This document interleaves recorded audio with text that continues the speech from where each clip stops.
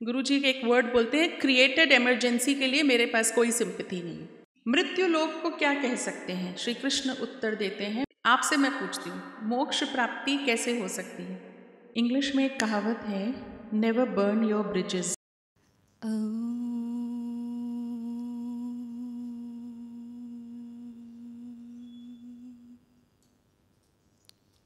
माँ भारती को प्रणाम करती हूँ, गुरुजी और गुरु माँ के चरणों में प्रणाम करती हूँ और आप सभी को राम राम। आज की बात शुरू करने से पहले आप सबसे एक निवेदन है कि अपना फ़ोन साइलेंट पे कर लें और स्विच ऑफ कर दें अगर पॉसिबल है, नहीं है तो साइलेंट पे कर लें और एक बार चेक ज़रूर कर लें। अब आप सब लोग जानते हैं कि आज की गीता कक्षा या सत्संग कुछ अलग है, क्योंकि आज गुरु माँ हमारा सत्संग लेंगे और गुरुजी इस समय नागपुर ऑरेंज लिटरेचर फेस्टिवल में हैं, जहाँ वो बच्चों को और युवाओं को मेडिटेशन पे, करियर काउंसलिंग पे, लाइफ बिल्डिंग पे और लीडरशिप पे लेसन्स दे रहे हैं। तो गुरुजी का इंट्रोडक्शन तो मैं कभी दे ही नहीं पाती और आप सब लोग ऑलरेडी जानते हैं, लेकिन माँ के इंट्रोडक्शन की जब बात आती है तो एक छोटा सा किस्सा है कि स्वामी जी जब कुछ काम करते थे तो वो हमेशा ये कहते थे कि मैं गुरु महाराज आपको कोट क्यों नहीं कर पाता हूँ, या मैं क्यों नहीं कह पाता हूँ कि आपने ये मुझे सिखाया। तो गुरु महाराज हमेशा कह देते थे कि तुम करो, मैं तो हमेशा साथ ही हूँ, मेरा नाम लेने की कभी ज़रूरत नहीं है। लेकिन जो स्वामी जी की ग्रूमिंग थी या जो स्वामी जी की मेकिंग थी, उसमें गुरु महाराज जी का जितना रोल था उतना ही रोल माँ शारदा का भी था, लेकिन उनका नाम तो कभी भी नहीं आता। उन्होंने तो साफ कह दिया था कि मेरा नाम तो कभी लेने की ज़रूरत ही नहीं है। और कहीं ना कहीं यही बात बार बार हमारी गुरु माँ भी कहती हैं, जो ग्रेजुएशन पोस्ट ग्रेजुएशन दोनों में गोल्ड मेडलिस्ट हैं, जो पीएचडी कर चुकी हैं, जो इतनी जगहों पर पढ़ा चुकी हैं, इतने सारे अवार्ड्स उन्हें मिले, दुर्गा सम्मान अवार्ड से वो नवाजित हैं, उसके बाद भी वो हमेशा कहते हैं कि मेरा नाम लेने की क्या ज़रूरत है, मैंने तो कुछ किया ही नहीं है। यहाँ जितने भी लोग बैठे हैं, जितने भी बच्चे बैठे हैं, वो सब ये जानते हैं कि कोई भी छोटी सी भी प्रॉब्लम होती है तो हम सीधा माँ के पास भागते हैं कि माँ बचाइए, माँ सॉल्व कीजिए। हम सबकी प्रॉब्लम्स वो सॉल्व करती हैं, यहाँ तक कि अगर गुरुजी को भी कभी कुछ प्रॉब्लम होती है तो गुरुजी भी माँ को ही कहते हैं, माँ सॉल्व कीजिए। तो ऐसी हमारी माँ आज हम सबको गीता पर कुछ बताएंगी। लेकिन क्वेश्चन ये है कि गुरुजी या माँ ये सब कर क्यों रहे हैं, आश्रम इस्टेब्लिश करना ही क्यों पड़ा। आप लोगों ने अक्सर गुरुजी के मुख से ये बात सुनी होगी कि वो शुरुआत में आश्रम को इस्टेब्लिश नहीं करना चाहते थे, वो सिंगुलरली अपना मिशन चलाना चाहते थे, लेकिन फिर भी उन्होंने आश्रम को इस्टेब्लिश किया और माँ आश्रम में एज सेक्रेटरी और IRIW में एज डायरेक्टर कार्य कर रही हैं और सबको गाइड भी कर रही हैं। ये क्यों करना पड़ा, इस बात के बारे में जब मैं सोच रही थी या जब मुझे आज बोलने के लिए कहा गया तो मैंने एक एनालिसिस किया कि गुरुजी हमेशा कहते हैं कि सोसाइटी में रिफॉर्म चलता रहता है। एक टाइम पे सोसाइटी अपनी पीक पे होती है, लेकिन उसके बाद वो डाउनफॉल की तरफ जाती है, और जब वो डाउनफॉल आ रहा होता है तो एक वैक्यूम क्रिएट होता है। उस वैक्यूम में जितना ईविल हो सकता है, जितना बुरा हो सकता है, जितने एंटी फोर्सेस आ सकते हैं, वो सब उस समय बढ़ जाते हैं। कन्वर्जन बढ़ जाती है, वायलेंस बढ़ जाता है, हर तरीके की प्रॉब्लम बढ़ जाती है, करप्शन बढ़ जाती है यहाँ तक कि। लेकिन उसी वैक्यूम में हमेशा एक अवतार भी आते हैं। हम सब श्री कृष्ण का उदाहरण जानते हैं, हम श्री राम का उदाहरण भी जानते हैं। चलिए इनको तो हम भगवान कह देते हैं और भगवान चमत्कार करते हैं, ये कह के हम उन्हें अलग रख देते हैं। हालांकि गुरुजी बताते हैं कि ईश्वर ने, भगवान ने चमत्कार नहीं किया है, वो कार्य करते थे कौशल तरीके से, जिसको गुरुजी कहते हैं योग कर्मसु कौशलम। लेकिन अब हम इंसानों के एग्जाम्पल्स पे आ जाते हैं। आप सब जानते हैं शिवाजी महाराज को, जीजाबाई को सब जानते हैं यहाँ पे। तो शिवाजी महाराज के समय में भी यही एंटी फोर्सेस राइज पर थीं। एकदम से मुगलों का अत्याचार चल रहा था और औरंगज़ेब का क्रूर शासन हम सब जानते हैं। उस समय ही rose up as a fire, as a spark. Similar time में आप आइए, अभी पिछला कुछ 200 साल पहले जब अंग्रेज़ों का शासन था, उस समय भी गुरु महाराज ने एक नई चिंगारी शुरू की। स्वामी जी उन्हीं एंटी फोर्सेस के बीच में रहकर अपना नैरेटिव देने के लिए आए। लेकिन स्वामी जी, जो गुरु जी हमेशा एक एग्जाम्पल देते हैं कि कन्याकुमारी स्वामी जी गए थे और कन्याकुमारी जाकर वो यही सोच रहे थे कि आखिर मैं लड़ किसके लिए रहा हूँ, मैं क्यों लड़ रहा हूँ, क्योंकि जिनके लिए वो लड़ रहे थे वो लोग तो उनके साथ ही नहीं थे, जिन हिंदुओं के लिए वो लड़ रहे थे वो हिंदू उनके साथ नहीं थे, और सब लोग बटे हुए थे, या वो आपस में लड़ रहे थे या फिर वो सहयोग नहीं कर रहे थे। ये 3-4 प्रश्न थे जिसको हमेशा स्वामी जी सोचते थे, और इसीलिए वो कन्याकुमारी पहुँचे जहाँ पे वो 3 दिन ध्यान में रहे, और उसके बाद उन्हें जाकर एक सल्यूशन मिला। और वो सल्यूशन क्या था? वो सल्यूशन था कि मैं अमेरिका चला जाता हूँ, वहाँ जाके जब बताऊँगा कि भारत ने क्या क्या दिया इस विश्व को, तो भारत के लोगों को समझ आएगा कि हमारी शक्ति क्या थी, क्योंकि भारतीय अपने आप में उस शक्ति को नहीं जानना चाहते और नहीं पहचानते, लेकिन बाहर की दुनिया जानती है, पहचानती है। इस समय कुछ ऐसे ही सवाल गुरु जी भी बार बार पूछ रहे हैं। आप लोगों को पिछली परिवार बैठक याद होगी, जब गुरु जी ने यही प्रश्न उठाए थे, यही प्रश्न पूछे थे कि आखिर हम क्यों लड़ रहे हैं, किसके लिए लड़ रहे हैं, और क्या वो लोग हमारे साथ हैं भी, क्या वो लोग हमारा सहयोग कर रहे हैं। जिन लोगों के लिए हम लड़ रहे हैं, अगर वही लोग साथ नहीं हैं तो फिर हम किसके लिए आखिर ये काम कर रहे हैं। और फिर उसके बाद गुरु जी ने वो काम किया जो ना उन्हें पसंद है और ना हमें उनके मुख से सुनना पसंद है। उनको बताना पड़ा कि आश्रम को इस समय फिनेंशियल रिसोर्सेज की ज़रूरत है, और वो ज़रूरत क्यों है ये मैं बताना चाहूँगी एक बहुत छोटे से उदाहरण से। आज हम लोग युवाभ्युदय मिशन के प्रतिमा सम्मान मिशन में गए थे। वहाँ पे ऋषिकुल शाला के बच्चे आए थे।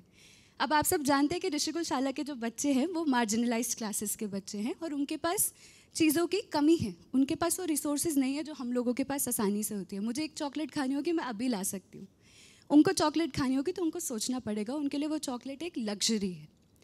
ऐसे में एक दीदी आई जो बाहर की कोई थी, और वो ऐसे ही बच्चों को चॉकलेट बांट रही थी, और उन्होंने आसपास के जो गरीब बच्चे थे उनको बांटी, और फिर हमारे ऋषिकुल शाला के बच्चों को एक चॉकलेट दी।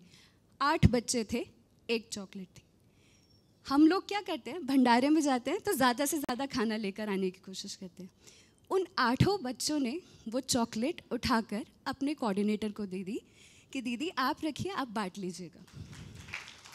जिन बच्चों के पास रिसोर्सेज की कमी है, जिनके लिए वो चॉकलेट एक लग्जरी है, उन्होंने उसको अपने पास रखने के बजाय बांट दिया, दे दिया। फिर मैंने आगे पूछा तो वो दीदी ने, जो कोऑर्डिनेटर है, उन्होंने जो मतलब उस सेंटर को कोऑर्डिनेट कर रही हैं, उन्होंने बताया कि ये बच्चों को अगर कुछ सामान नहीं भी मिलता है तो ये कह देते हैं हाँ हाँ हमें मिल गया है और आप उसे दे दीजिए। ये देने की भावना आश्रम के कारण ऋषिकुल शाला के उन बच्चों में जागी है। माँ आ चुके हैं तो हम ओम के उच्चारण से उनका स्वागत करेंगे।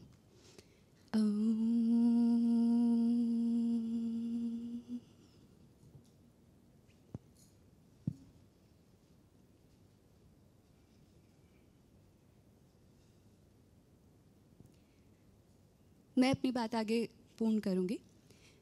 ये देने की जो भावना है, ये आश्रम की जो ट्रेनिंग है, जो ऋषिकुल शाला इतने सालों से काम कर रहा है बच्चों में संस्कार शिक्षा देने के लिए या बच्चों को ट्रेन करने के लिए, ये वो ट्रेनिंग है जिसने उस बच्चे को गलत रास्ते पे जाने के बजाय देना सिखा दिया।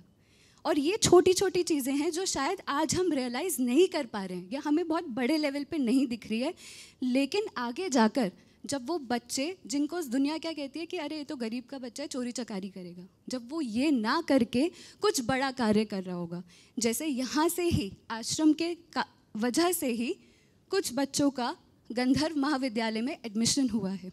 कुछ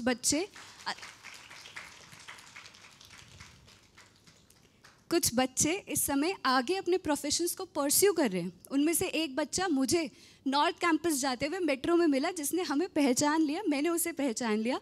वो बच्चा उसी कॉलेज में पढ़ रहा है जहाँ मैं भी पढ़ रही हूँ, और वो बिकॉज ऑफ आश्रम।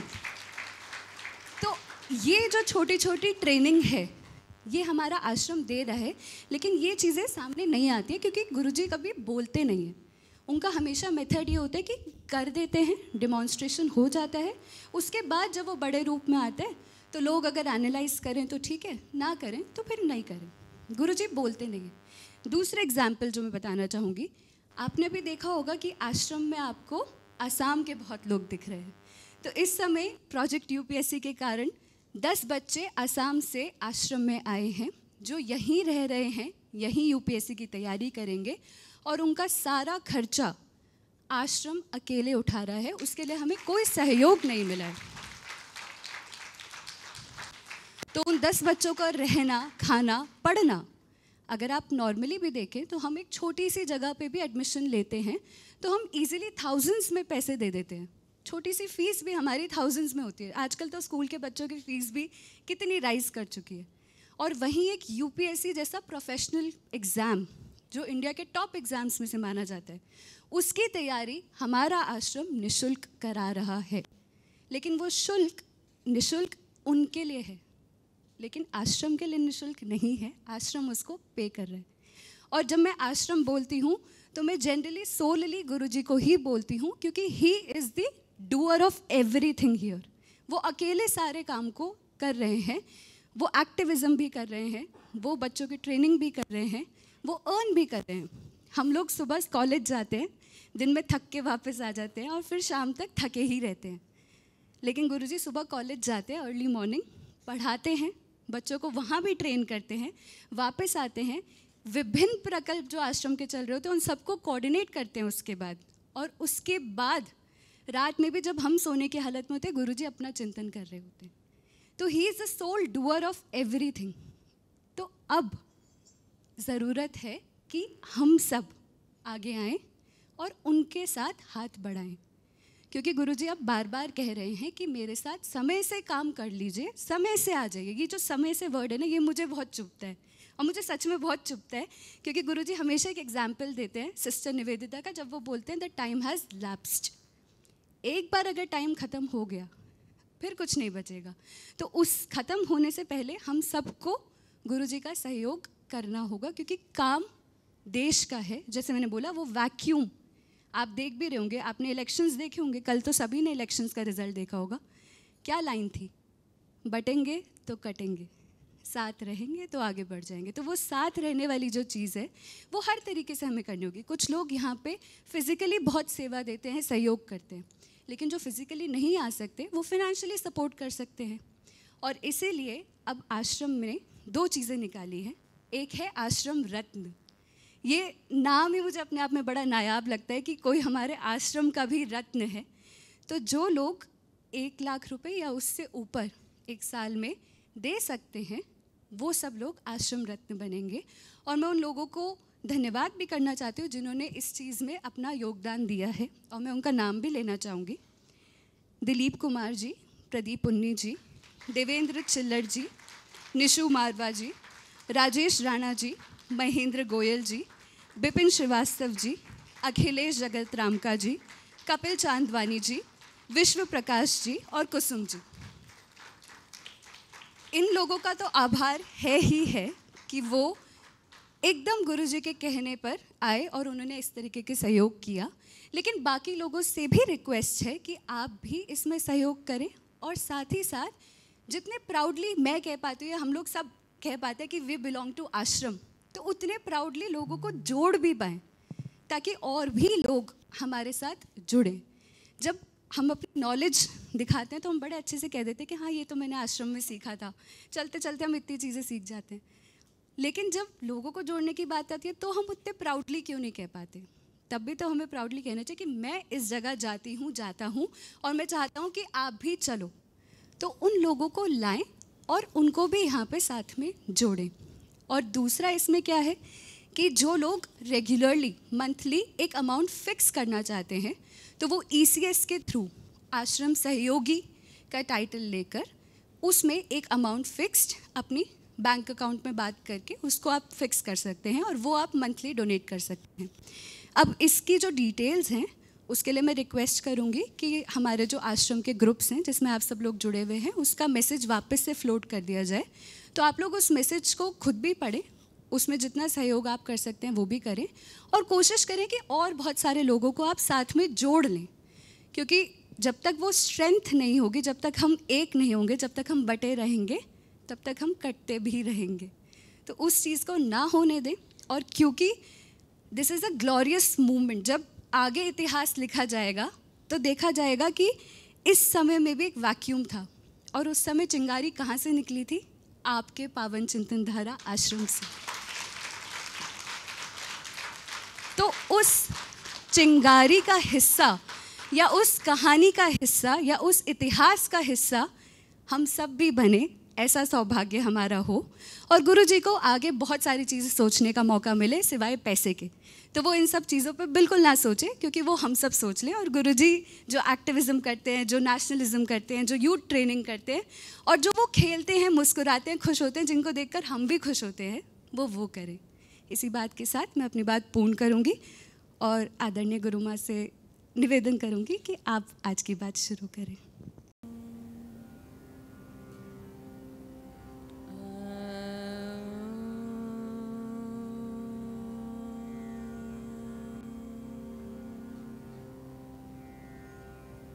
माँ भारती को प्रणाम,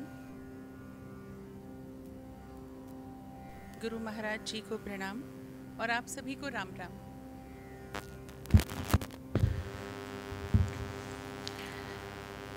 अक्सर ऐसा स्कूल में होता है, कभी बारिश होती है तो बहुत सारे बच्चे स्कूल नहीं आते। टीचर क्लास में पहुंचती है तो गिने चुने बच्चे होते हैं, टीचर को बहुत गुस्सा आता है और वो खूब डांट लगाती है। ये क्या तरीका है, बारिश के मौसम में बारिश तो होगी ही, तो क्या पूरे बरसात भर बच्चे घर बैठेंगे? बेचारे वो बच्चे डांट खा रहे होते हैं जो स्कूल आए होते हैं। तो यहाँ पे जो लोग बैठे हैं वो तन से, मन से, धन से वैसे भी आश्रम को सहयोग करते हैं। आप लोग सोचते होंगे फिर हमको बार बार ये क्यों बताया जाता है? और जो जो उसने बताया वो सारी बातें हम सब जानते हैं। कोई ऐसा है जो नहीं जानता? हम सब जानते हैं। हम सब जानते हैं कि वो गुरुजी क्या क्या काम करते हैं, आश्रम क्या क्या काम करता है, आगे की क्या प्लानिंग है, बटोगे तो कटोगे, क्योंकि हम सब अवेयर लोग हैं, इसीलिए यहाँ बैठे हैं, है ना?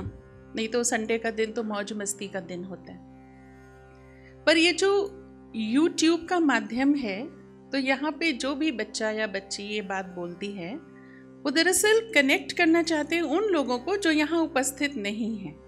तो आप लोग कभी भी ये मत सोचना हमें तो पता ही है, हमें फिर से ये सब बातें क्यों बताई जा रही हैं, है ना? तो ये एक माध्यम है, क्योंकि YouTube से ऐसे बहुत सारे लोग जुड़े हुए हैं जिन्होंने टीवी के माध्यम से, कभी किसी प्रोग्राम के माध्यम से, कभी आश्रम आकर के आश्रम के माध्यम से, कभी न कभी कहीं न कहीं जीवन के किसी भी मोड़ पर गुरु जी के कोई उपाय, कोई आशीर्वाद, कोई वाणी, कोई विचार से अपना भविष्य परिवर्तित किया है।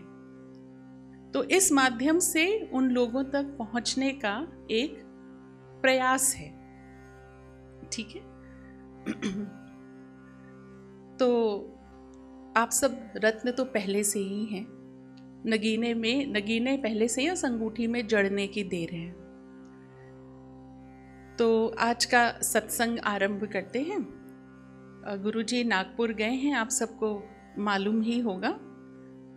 आज हम लोग कुछ नई चर्चा करेंगे जो नई होते हुए भी पुरानी सी लगेगी। गुरुजी की जगह सत्संग में बैठी हूँ तो माइक को शायद अभी पता नहीं है, तो हम लोग नई पुरानी दोनों चर्चा मैंने इसलिए कही, आप लोगों ने गुरुजी के मुख से सुना होगा कि महाभारत में 2 गीता हैं, ठीक है? एक गीता जो युद्ध शुरू होने से पहले कुरुक्षेत्र में हुई, जब श्री कृष्ण ने श्री अर्जुन जी को अवसाद से बाहर निकालने के लिए उपदेश दिया, और दूसरी गीता तब हुई जब युद्ध समाप्त हो गया।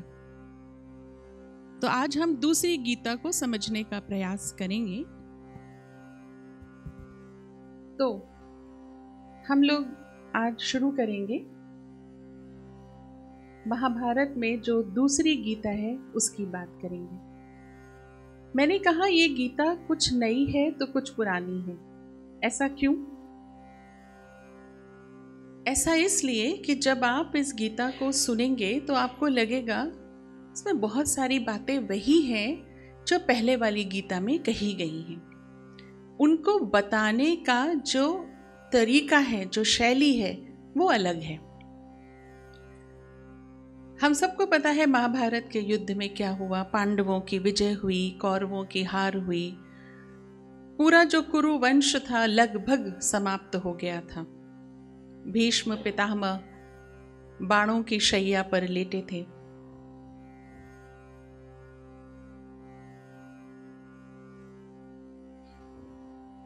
स्त्री पर्व होता है महाभारत में, जिसमें युद्ध के बाद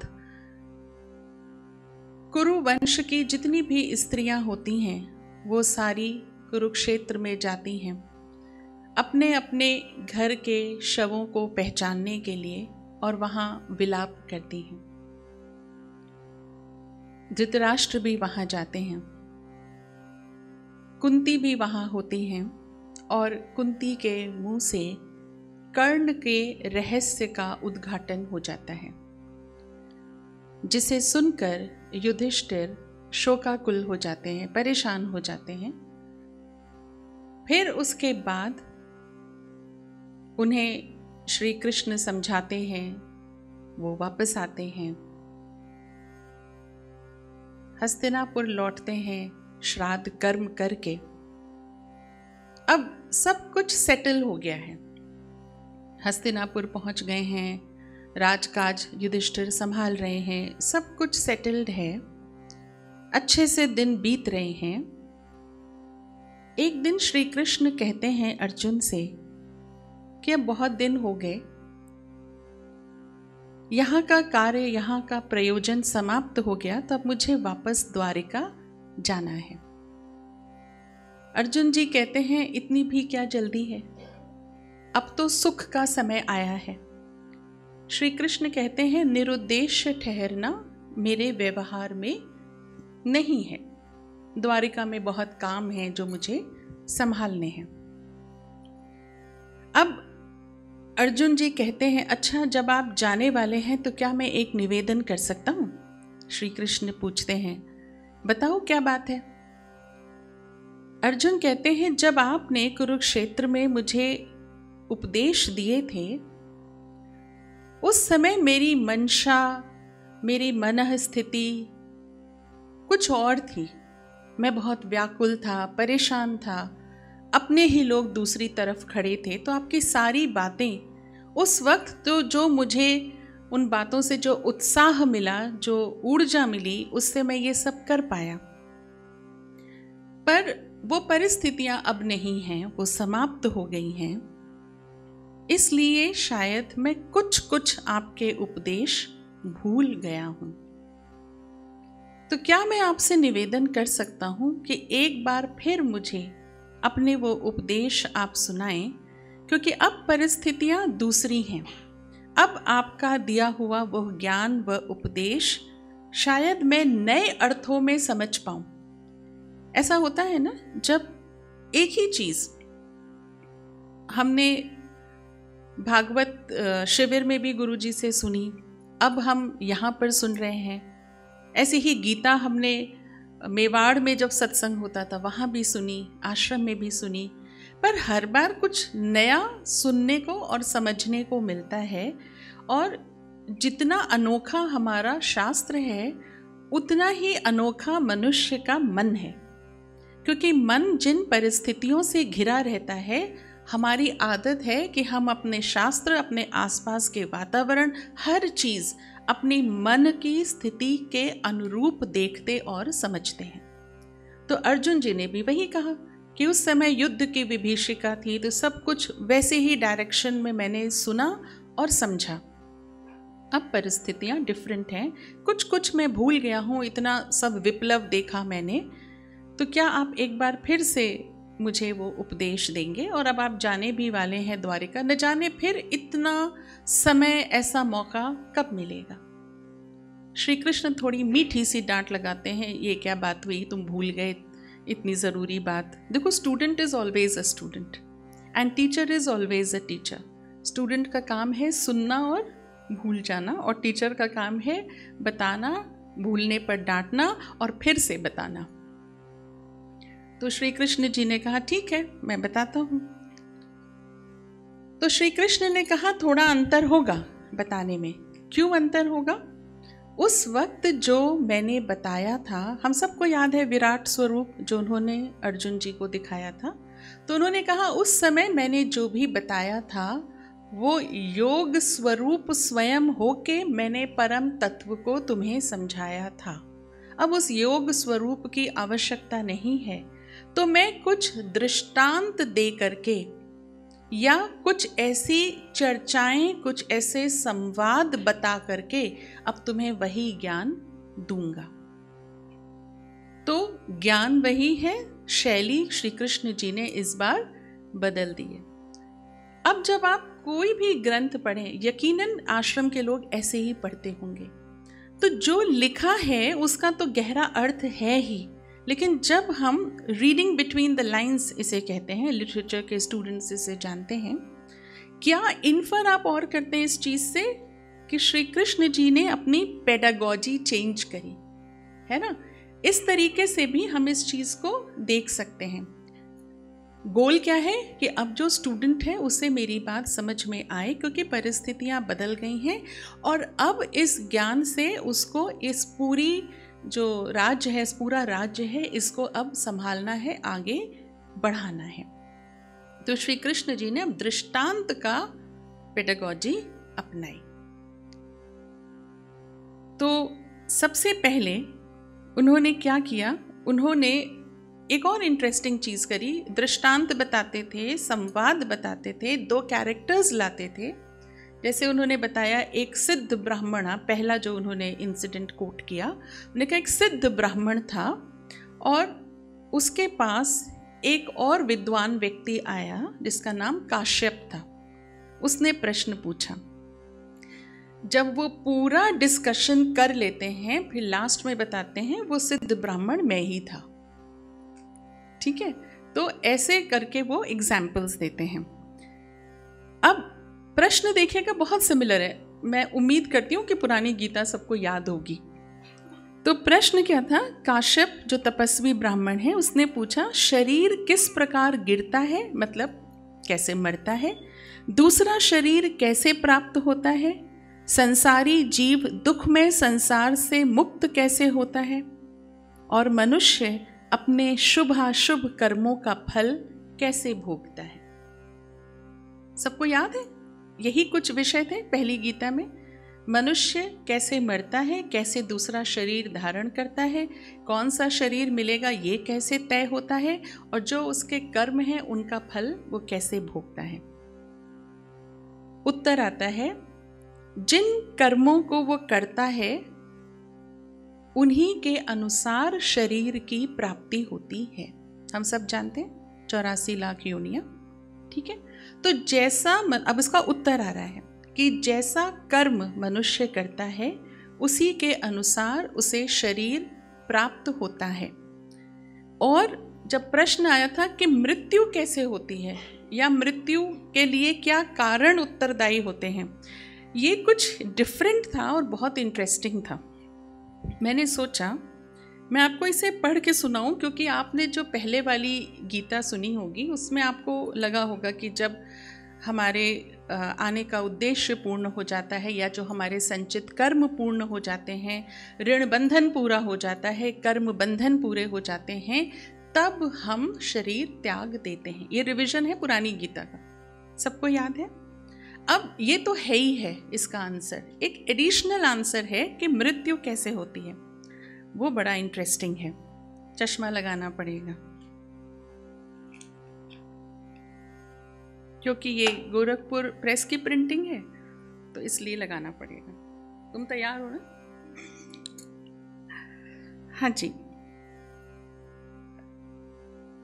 तो उन्होंने इसमें श्री कृष्ण जी कहते हैं जो बल और अनुकूल समय को जानकर भी मन पर अधिकार न होने के कारण असमय में तथा अपनी प्रकृति के विरुद्ध भोजन करता है। मृत्यु के कारण समय न जानकर, ये नहीं पढ़ा होगा पहली गीता में, ये आजकल के डॉक्टर्स कहते हैं, स्पेशली आयुर्वेद एंड नेचुरोपैथी, है ना डॉक्टर यश? तो इसलिए मुझे बड़ा इंटरेस्टिंग लगा, मैंने कहा ज़रूर बताऊंगी।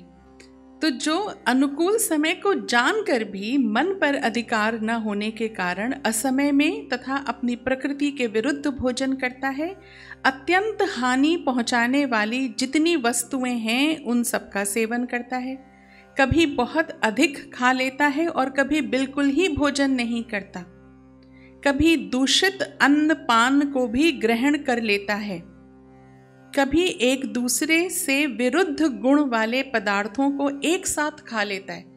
जैसे वो कहते हैं ना कि नमकीन के साथ दूध नहीं पीना चाहिए। अब ये पढ़ लो, सुन लो और देख लो हमारे शास्त्र, ये किस में लिखा है? महाभारत में, जिसके लिए कहा जाता है इसे घर में रखोगे तो लड़ाई होगी। अब इसमें ये सूत्र दिया हुआ है कि विपरीत पदार्थों वाली चीज़ एक साथ अगर आप सेवन करते हैं तो आप का स्वास्थ्य खराब होता है। किसी दिन गरिष्ठ अन्न और वह भी बहुत अधिक मात्रा में चट कर जाता है। आज छोले चावल बने थे, पेट से अधिक जिसने खाया हो अब वो ध्यान दे। तो किसी दिन गरिष्ठ अन्न और वह भी बहुत अधिक मात्रा में चट कर जाता है। कभी कभी एक बार का खाया हुआ अन्न पचने भी नहीं पाता कि दोबारा भोजन कर लेता है। आयुर्वेद क्या कहता है कि जब भूख लगे तब खाओ। हमसे कोई पूछता है खाना लगा दे तो हम क्या पूछते हैं? टाइम बताओ क्या हुआ है। अगर 1:30 बज गए तो खा लेंगे, चाहे सुबह का नाश्ता पचा हो या ना पचा हो। अब इसमें लिखा है साफ साफ, और श्री कृष्ण कह रहे हैं, ये गीता प्रेस गोरखपुर नहीं कह रहे, श्री कृष्ण कह रहे हैं कि एक बार का खाया हुआ अन्न पचने भी नहीं पाता कि दोबारा भोजन कर लेता है। अधिक मात्रा में व्यायाम, अधिक मात्रा में, यानी कि व्यायाम जरूरी है पर अधिक मात्रा में। रोहित अरोड़ा जी, ठीक है, तो अधिक मात्रा में यदि व्यायाम करा जाता है तो भी दिक्कत है। काम करने के लोभ से सदा मल और मूत्र के वेग को रोके रहता है। ये कितना इंपॉर्टेंट है। कोई सोच सकता है महाभारत जैसे ग्रंथ में श्री कृष्ण जी ये बात कह रहे हैं और ये काम हम सब करते हैं।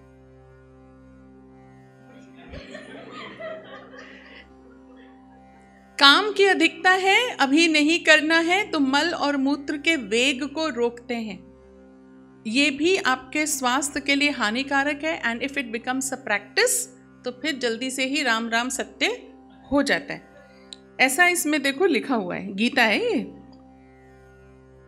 काम करने के लोभ से सदा मल और मूत्र के वेग को रोके रहता है। रसीला अन्न भोजन करता और दिन में सोता है तथा कभी कभी खाए हुए अन्न के पचने से पहले असमय में भोजन करके स्वयं ही अपने शरीर में स्थित वात पित्त आदि दोषों को कुपित कर देता है। एक तो है कि हमारी बॉडी का टाइप ही गड़बड़ है, और एक ये है कि हमने जानबूझ के ऐसा ऐसा खाना खाया कि हमने, गुरुजी के एक वर्ड बोलते हैं, क्रिएटेड इमरजेंसी के लिए मेरे पास कोई सिंपैथी नहीं। सुना है किसी बच्चे ने उनके मुंह से? मतलब आप चलते चलते दौड़ते दौड़ते गिर गए तो वो आपकी मदद को आ जाएंगे, लेकिन अगर आपके पैर में पहले से ही मोच है और आप डांस कर रहे हैं और उसमें गिर गए और फ्रैक्चर हो गया तो इसको गुरुजी कहते हैं क्रिएटेड इमरजेंसी। ये अनइनवाइटेड नहीं थी, ये आपने इनवाइट करी, तो इसमें वो सिंपैथी भी नहीं देते। तो वो यही बात लिखी है कि जब हम स्वयं ही अपने अन्न और दोपहर में सोना, देखो भाई दोपहर में सोना आपसे बंद कर देना, ये श्री कृष्ण जी कह रहे हैं, नहीं तो फिर जल्दी तबीयत खराब होगी। उन दोषों के कुपित होने पर वह अपने लिए प्राणनाशक रोगों को बुला लेता है और इन्हीं सब कारणों से उसका शरीर नष्ट हो जाता है। इस प्रकार संसार के सभी जीव वेदनाओं से ग्रस्त और जन्म मरण के भय से सदा उद्विग्न रहते हैं।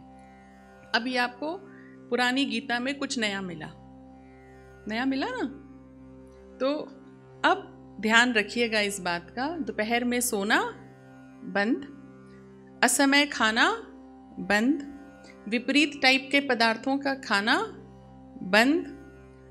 और जब तक भूख ना लगे तब तक नहीं खाना है। अब मम्मियों के लिए बहुत परेशानी है, क्योंकि मम्मियों का बस चले तो दिन में 3-4 बार बच्चों को खिलाई दें, चाहे भूख लगे ना लगे। बच्चे कह रहे भी भूख नहीं है, टाइम होता है हर चीज़ का, खाने का टाइम होता है, ये कहते हैं ना हम लोग, खाने का टाइम होता है। अब सारी फिलॉसफीज आज से बदल जाएंगी, ठीक है। तो ये श्री कृष्ण जी अर्जुन के इस प्रश्न का उत्तर अर्जुन को उपदेश दे रहे हैं, किस माध्यम से कि काश्यप तपस्वी ब्राह्मण ने एक सिद्ध ब्राह्मण से पूछा, जो बाद में वो बताते हैं कि वो मैं ही था। अब जब प्रश्न आता है कि जीव कौन है, तो उन्होंने बताया, ये हम सब जानते हैं, पुरानी गीता में हमने पढ़ा था कि शरीर के भीतर रहकर जो सब कार्य करता है वह जीव है। और प्रश्न था कि मृत्यु कैसे होती है, तो उसका उत्तर है अंत समय वायु विचलित हो जाती है। अभी हम आगे पढ़ेंगे जो कितने प्रकार की वायु होती है, 5। कौन कौन सी होती है? ठीक, ये 5, ये तो पंडित जी ने सबको याद करा दिया है यज्ञ में सुबह। तो ये जो 5 प्रकार की वायु होती है, जब इसका बैलेंस बिगड़ता है लास्ट में, कई बार बिगड़ता है पूरे जीवन काल में, तब हम रोग युक्त होते हैं। फिर हम उसका उपचार करते हैं और हम रोग मुक्त हो जाते हैं। लेकिन एक समय ऐसा आता है जब किसी उपचार से भी हमें लाभ नहीं होता और हमारे मरण का जो भी कारण बने उसमें लास्ट में वायु हमारी विचलित हो जाती है और जीवात्मा उस समय लंबी सांस छोड़ता है और प्राण वायु निकल जाती है। तो इस प्रकार हमारी मृत्यु होती है। अब प्रश्न ये है कि मृत्यु लोक को और क्या कहते हैं, ये काश्यप ऋषि पूछ रहे हैं श्री कृष्ण जी से। मृत्यु लोक को क्या कह सकते हैं? श्री कृष्ण उत्तर देते हैं, मृत्यु लोक कर्म भूमि है। ठीक है, 1 वर्ड आंसर, कितना एक्यूरेट है, और इस एक वर्ड में सब कुछ समाया हुआ है। कोई कहता है ये भोगने का स्थान है, पर उन्होंने कहा ये कर्म भूमि है, मृत्युलोक कर्म भूमि है। और हम यहाँ पर भी अपने कर्म करते भी हैं, कर्म भोगते भी हैं, और स्वर्ग और नरक में भी अपने कर्मों का फल भोगते हैं। अब जब उन्होंने प्रश्न किया था कि शरीर वापस कब गिरता है, कब मृत्यु होती है, और फिर हम जब वापस जाते हैं अगला शरीर कैसे मिलता है, तो उन्होंने साथ में ये भी बताया कि स्वर्ग भी, उसमें भी 3 लेवल्स हैं, उच्च, मध्य और निम्न। यानी कि सारे अच्छे कर्म करने वाले स्वर्ग में चले जाएं, स्वर्ग का एक एड्रेस नहीं है, उसमें भी कॉलोनीज हैं। ठीक है, तो जैसा जैसा जिसका शुभ कर्म, वैसा वैसा लग्जूरियस फ्लैट अपना आप बुक कर सकते हैं उस स्वर्ग में। तो अच्छे कर्म करो। यानी कि अभी तक हमें क्या पता था, गुड डीड्स का बैलेंस जब बैड डीड से ज़्यादा होता है तो हम स्वर्ग जाते हैं, कुछ समय वहाँ रहते हैं, जब उनका पुण्य फल हम भोग लेते हैं तो फिर हमें वापस इस धरती पर भेज दिया जाता है। फिर कुछ कर्म फल हमें अगले जन्म में इस धरती पर भोगने होते हैं। ये सबको पता है। अब इस गीता में ये बताया गया है कि स्वर्ग में भी उच्च, मध्यम और निम्न स्वर्ग होते हैं, जहां आपके कर्म किस प्रकार के हैं उनके अकॉर्डिंग आपको स्वर्ग मिलता है। फिर वहाँ पे वो कर्म फल भोग कर जब आपका वो बैलेंस पूरा हो जाता है, तब आप वापस शरीर धारण करके नीचे आते हैं, और जो बचे हुए आपके कर्म हैं जिनका परिणाम आपको केवल मृत्यु लोक में ही प्राप्त हो सकता है, वो संघर्ष या वो प्रसाद दोनों ही आपको मृत्यु लोक में ही मिल सकते हैं, इसलिए आपको वापस धरती पर भेजा जाता है। एक कॉन्सेप्ट और बहुत अच्छा लगा मुझे कि भोगने से प्राचीन कर्म क्षीण हो जाते हैं और नए कर्मों का संचय बढ़ता है। क्या मतलब हुआ इस लाइन का? फिर से रिपीट करती हूं, भोगने से प्राचीन कर्मों का कर्म शीर्ण हो जाता है और नए कर्मों का भी संचय होता है। अक्सर आपने सुना होगा कि कुछ लोग बीमार पड़ते हैं और इलाज नहीं कराते। ठीक है, कहते हैं जो भोग रहे हैं उसे भोग लेने दो, कष्ट कटेंगे। ये सुना होगा कि कष्ट कट रहे हैं, अच्छा जो भोग रहे हैं यही भोग लें, आगे ठीक हो जाएगा। यही लाइन ये लिखी हुई है कि भोगने से प्राचीन कर्म यानी कि जो हम पूर्व जन्म में करके आए हैं वो कटते हैं और यही भोगने से नए कर्मों का संचय भी होता है। वो कैसे? जब हम भोग रहे हैं, भोगते भोगते एक दिन फ्रस्ट्रेट होते हैं, उस फ्रस्ट्रेशन में हम कुछ भी करते हैं। जो तीमारदारी कर रहा होता है उसे भी कोसते हैं, भगवान को भी कोसते हैं। ऐसा थोड़ी ना कि भोग रहे हैं तो बिल्कुल निर्मल स्वच्छ आत्मा बन जाते हैं, कुछ ना कुछ तो गड़बड़ करते ही हैं। वही जो गड़बड़ हम कर रहे हैं वो नए कर्मों का संचय बन रहा है। यानी कि ऐसा नहीं है कि अब हम कर्म भोग रहे हैं तो अब हमारा बैलेंस जो है मिस डीड्स का वो कम होता जा रहा है और अब क्लीनिंग हो रही है। हम उसी में साथ साथ नए कर्मों का संचय भी करते जा रहे हैं। अगर उस टाइम पर जब हम भोग रहे हैं अपने कष्टों को, उस टाइम पर भी यदि हमारा आचरण और हमारे विचार दोनों अच्छे होते हैं तो हम अच्छे कर्म संचय कर रहे होते हैं। उसी टाइम पर जब हमारा आचरण बुरा और विचार भी बुरे हो जाते हैं तो हम बुरे कर्म जोड़ने लगते हैं। और आम तौर पे क्या होता है, बुरे वक्त में हम चिड़चिड़े हो जाते हैं, बुरे वक्त में हम क्रोध करते हैं, बुरे वक्त में हम अच्छे फैसले, अच्छे निर्णय नहीं लेते। तो अब जब बुरा वक्त आए तो ये ध्यान रखना, उतना ही विश्वास और अपने ईश्वर पर करना है और कर्मठ होना है, ताकि इस समय पर बुरे कर्मों का संचय ना हो, अच्छे कर्मों का ही संचय हो।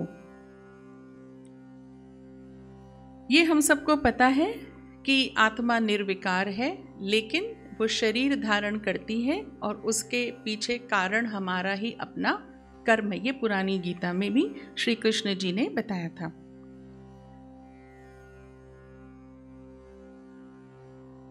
मोक्ष प्राप्ति के उपाय का वर्णन आपसे मैं पूछती हूं, मोक्ष प्राप्ति कैसे हो सकती है? सेवा से और साधना से। कब होती है मोक्ष प्राप्ति?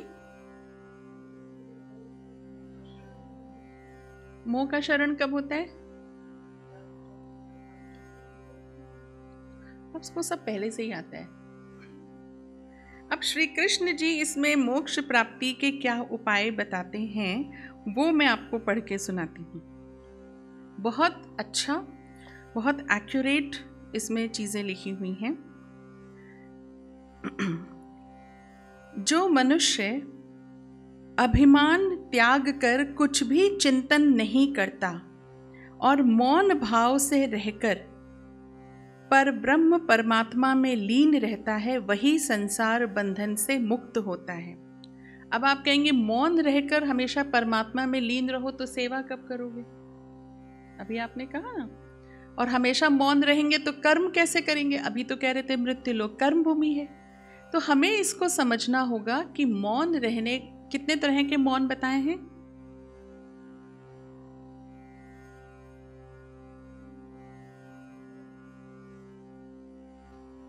दृश्य मौन, शाब्दिक मौन, ठीक है। तो ये जो मौन है, अब इसमें इसका मतलब ये नहीं है कि अब हम मुंह बंद करके रहेंगे तो भी हमको मोक्ष मिल जाएगा। इसका मतलब ये है कि हम जो काम करें उसी में रहें, बाकी जगह से अपने आप को डिटैच कर लें, ठीक है। और पर ब्रह्म में लीन रहें, इसका मतलब क्या है? हर एक में ब्रह्म को देखें, हर एक प्राणी में, हर एक कण में ईश्वर का वास देखें और उसकी सृष्टि को संरक्षित करने के लिए और संवर्धन करने के लिए उपाय करें, तो हमारा संसार बंधन से मुक्ति होती है। जो सबका मित्र, सब कुछ सहने वाला, जितेंद्रिय, भय और क्रोध से रहित तथा मनस्वी है, जो नियम परायण और पवित्र रहकर सब प्राणियों के प्रति अपने जैसा बर्ताव करता है, जिसके भीतर सम्मान पाने की इच्छा नहीं है, वह सर्वथा मुक्त ही है। अब सारी बातें याद करो। गुरुजी क्या कहते हैं? विशाल हृदय बन जाओ। ये कौन सा पॉइंट था, विशाल हृदय बन जाओ, सब कुछ सहने वाला। अब इसका मतलब जो हमारे समाज में एक बहुत बड़ी दिक्कत क्या है कि हम एक्सट्रीमिज्म में जाते हैं। जैसे एक वर्ड सुना, सब कुछ सहने वाला, ये क्या बात हुई? सब कुछ सहते रहेंगे तो फिर विरोध कैसे करेंगे? सिस्टम कैसे चेंज होगा? कोई अत्याचार करेगा तो क्या हम सब कुछ सहते ही रहेंगे? ये एक्सट्रीम में हमारी सोच है। इसके भाव को समझना है। सब कुछ सहने वाला का मतलब है छोटी मोटी बातें किसी ने कह दी तो उसके लिए मन में दुराग्रह नहीं रखना चाहिए, अपने हृदय को विशाल बनाना चाहिए। और एक ये लाइन जो नियम परायण है, नियम परायण माने जैसे आप लोग एक अनुशासित दिनचर्या ऐसा एक्सपेक्टेड है कि करते हैं, रखते हैं, तो हम उन नियमों के साथ ही चलें, पवित्र रहें और सब प्राणियों के प्रति अपने जैसा बर्ताव है। बहुत फेमस एक कोटेशन है ना, behave in the way as you want to be treated, है ना, ऐसा ही कुछ है। तो जैसा हम खुद से चाहते हैं कि बर्ताव हो वैसा ही हम दूसरों से करें। ये सारी बातें कहीं ना कहीं हमने पढ़ रखी हैं, पर हमें ये नहीं पता कि ये अनुगीता में लिखी है। इसको अनुगीता भी कहते हैं, जो दूसरी गीता है जो युद्ध के बाद हुई है उसको अनुगीता भी कहते हैं।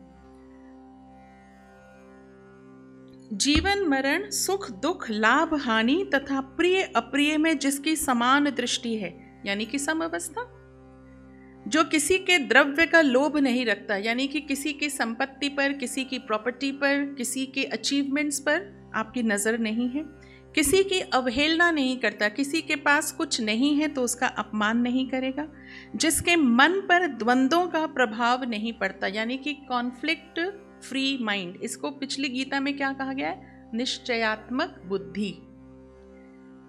जिसके चित्त की आसक्ति दूर हो गई है। आसक्ति दूर कैसे होती है?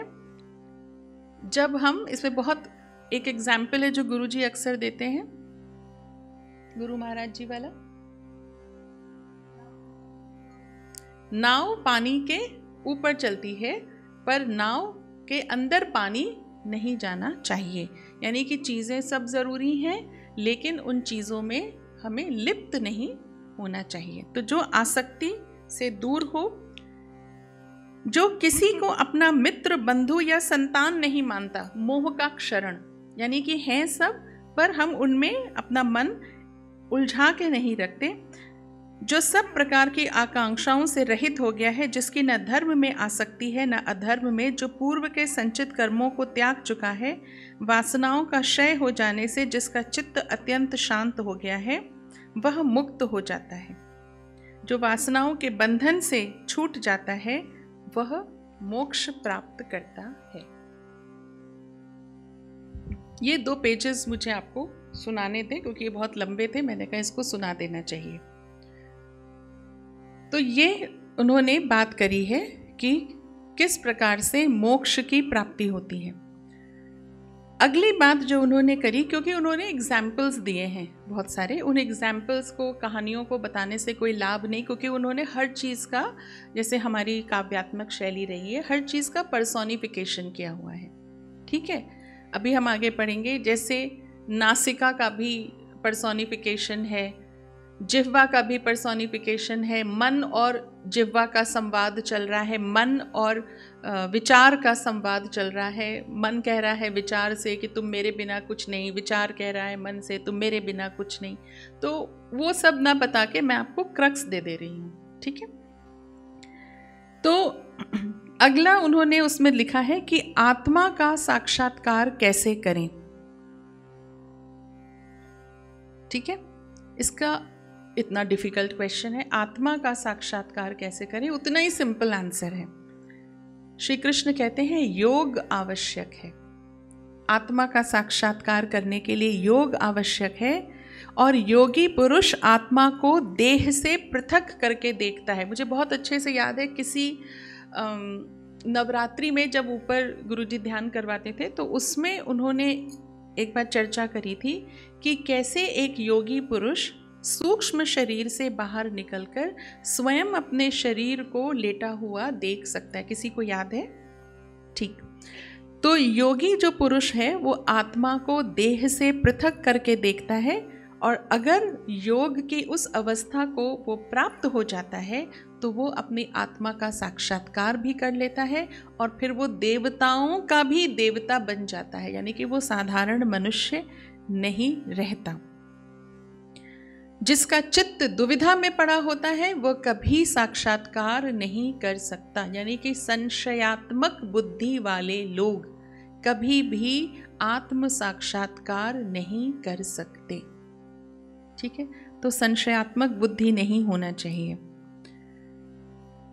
वो ब्राह्मण पूछता है परमात्मा कौन है, तो श्री कृष्ण जी उत्तर देते हैं। बिल्कुल मैं आपको क्रक्स बता रही हूँ, जिससे जब आप इसको पूरा पढ़ने की आवश्यकता नहीं, क्योंकि वो भूल भुलैया की तरह लिखा हुआ है। क्रक्स है परमात्मा जगत का शासक है, he who rules the entire universe. परमात्मा जगत का शासक है, परमात्मा गुरु भी है, परमात्मा बंधु भी है, परमात्मा श्रोता भी है। अब इसको एक्सप्लेन करेंगे। परमात्मा गुरु कैसे है? आपके अंतर मन से एक आवाज आती है, ये करो और ये मत करो, ये तुम गलत कर रहे हो। तो ये आपके अंदर जो ईश्वर का वास है वो आपको बताता है। तो परमात्मा एक गुरु के रोल में होता है। फिर परमात्मा एक बंधु है, वो आपका सखा है। आप अपने मन की सारी बातें उससे कर सकते हैं। वो आपकी बातों को सुन के ना उसे कहीं लीक करता है, ना उसका मिसयूज करता है। वह श्रोता है, आप घंटों अपनी बातें उससे कह सकते हैं। परमात्मा एक ऐसा श्रोता है जो आपकी बात सुनता है, सुनाने वाला होना चाहिए। और जैसे एक ही गुरु के पास बहुत सारे शिष्य होते हैं, पर सब डिफरेंट तरीके से सीखते हैं। सिखाने वाला एक होता है, अक्सर हम सब ने ये एग्जाम्पल सुना है, उसी क्लास में कोई बच्चा टॉप करता है तो कोई बच्चा फेल होता है। पढ़ाने वाला टीचर एक ही होता है। वैसे ही सबका एक ही गुरु है, एक ही परमात्मा है। पर हम जो सारे शिष्य होते हैं वो उन लेसन्स को अपनी लाइफ में डिफरेंटली लर्न करते हैं, इसीलिए सबकी रैंकिंग, सबके नंबर डिफरेंट आते हैं। तो गुरु एक होता है, पर हम सब जैसा सीखते हैं वैसा ही परफॉर्म करते हैं। अगली बात जो उस अनुगीता में लिखी हुई है वो लिखी हुई है ब्रह्मचर्य किसे कहते हैं, ब्रह्मचारी की क्या परिभाषा है? कोई बताएगा? ये तो गुरुजी ने बताया हुआ है। ब्रह्मचारी कौन होता है?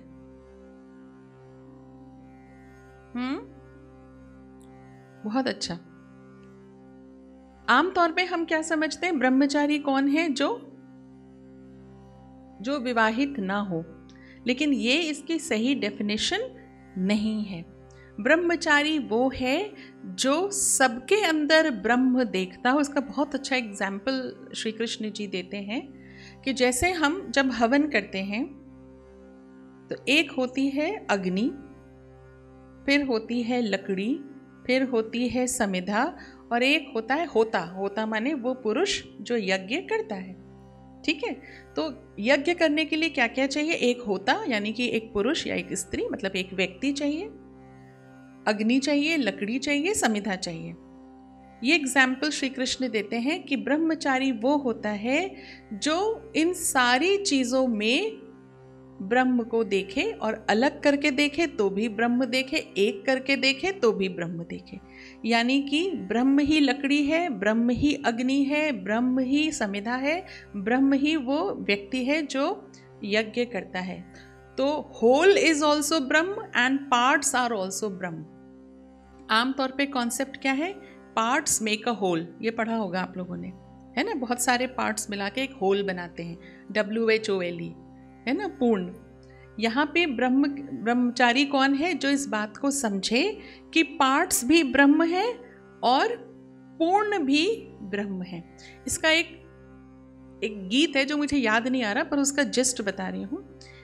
एक आईना अगर आप तोड़ देते हैं, मान लीजिए ये आईना है, ये पूरा आईना है, अगर इसके टुकड़े हो जाते हैं तो भी वो आईना ही रहता है। वो टूटने पे कुछ और नहीं बनता। दूध दूध है, फटने पे वो पनीर बन सकता है, खराब हो सकता है, ठीक है, जम सकता है तो दही बन सकता है। लेकिन आईना टूट जाएगा, छोटे टुकड़े में भी हो जाएगा तो भी आईना ही रहेगा। ठीक वैसे ही श्री कृष्ण जी कह रहे हैं कि पार्ट्स आर ऑल्सो ब्रह्म और होल इज ऑल्सो ब्रह्म। जो इस कॉन्सेप्ट को समझ जाए वो ब्रह्मचारी है। और ये कब समझ सकता है व्यक्ति? जब उस पर अपनी इंद्रियों का कंट्रोल हो। तो ब्रह्मचारी कौन है? वो नहीं जो अविवाहित हो, यानी कि विवाहित व्यक्ति भी ब्रह्मचारी हो सकता है यदि वो ब्रह्म ज्ञानी है और यदि वो अपनी इंद्रियों को संयमित और नियंत्रित रख सकता है। अगली बात जो इस गीता में करी गई है वो करी गई है आत्मा की निर्लिप्तता के बारे में। ये हम सब जानते हैं कि आत्मा न खुद स्पर्श कर सकती है, न सूंघ सकती है, न खा सकती है, न पी सकती है, ये हम सबको पता है। आत्मा की निर्लिप्तता क्या है? उसका एक एग्जाम्पल श्री कृष्ण देते हैं। कमल के पत्ते पर जब पानी की बूंद पड़ती है, किसी ने कमल का पत्ता देखा है? बस एक नहीं देखा है? अच्छा, वही मैंने सोचा सब ऐसा कैसे हो सकता है। तो कमल के पत्ते पर जब पानी की बूंद पड़ती है तो वो बूंद ढलक जाती है पर उस पत्ते को गीला नहीं करती। वो आत्मा की निर्लिप्तता ऐसी ही होनी चाहिए कि हम कमल का पत्ता हो, हमारी जीवात्मा कमल का पत्ता हो और उसके ऊपर कुछ भी गिरे, पानी की बूंद गिरे उस पर, यानी कि सांसारिक दुख कष्ट भोग कुछ भी हो, हम उसको ढुलका सकें और हम तब भी सूखे ही रहें। ये आत्मा की निर्लिप्तता है।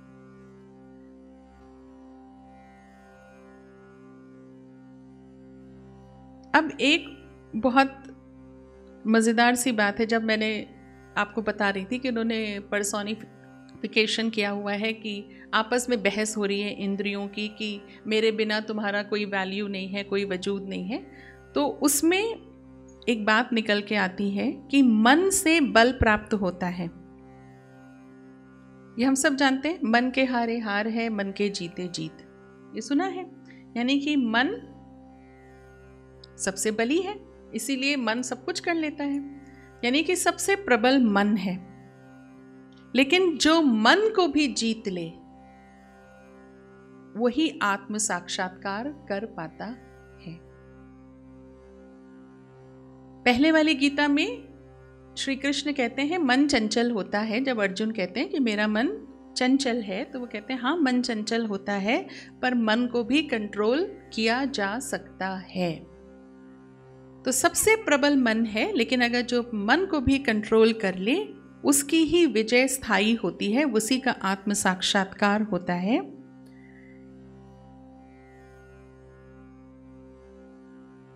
क्योंकि मन चंचल होता है इसलिए यही विभिन्न कर्म कराता है। तो मन ने चैलेंज किया कि मेरे बिना नासिका बेकार, जिह्वा बेकार, त्वचा बेकार, और ये सब कहते हैं कि अगर हम किसी चीज़ का भोग ना करें तो तुम्हें कैसे पता चले। तो जीत किसकी होती है? तो उन्होंने कहा कि तुम सब इम्पॉर्टेंट हो अगर एक साथ हो। मन और इंद्रिय सब इम्पॉर्टेंट हैं अगर एक साथ हैं, लेकिन सब पर कंट्रोल करना ये इम्पॉर्टेंट है। अगर तुम सबको निरंकुश छोड़ दिया गया तो तुम सब मनुष्य का कल्याण न करके मनुष्य के पतन का कारण होते हो। यानी कि वही इंद्रियां, वही सेंस ऑर्गन्स जो हमारे लिए इतने इम्पॉर्टेंट हैं, वो हमारा उत्थान भी कर सकते हैं और हमारा पतन भी। अब ऐसे ही फिर बहस होती है सारे 5 प्रकार की वायु में, वही पर्सोनिफिकेशन है। प्राण वायु कहती है मैं बेटर हूँ, अपान वायु कहती है मैं बेटर हूँ, व्यान कहती है मैं बेटर हूँ, समान कहती है मैं बेटर हूँ, उदान कहती है मैं बेटर हूँ। तो फिर तपस्वी कहते हैं सब बेटर हैं, सब श्रेष्ठ हैं, सबकी इम्पोर्टेंस है। अब सबसे पहले मैं ये आपको बताना चाहूँगी, जो मुझे लगा बताना चाहिए, कि इन 5 वायु की इम्पोर्टेंस क्या है। कोई बताएगा? अपान वायु, व्यान वायु, उदान वायु ये क्या है? देखो ऐसा मत करो, गुरुजी जब भी देखेंगे तो कहेंगे मेरा पढ़ाना बेकार हो गया सारा।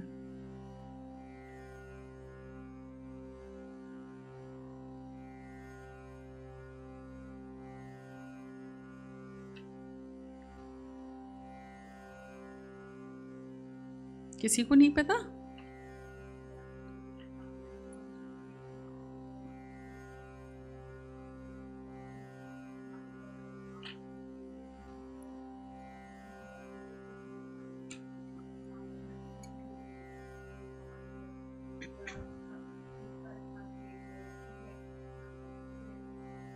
ठीक है, हम इसको एग्जैक्ट कर लेते हैं फिर आज।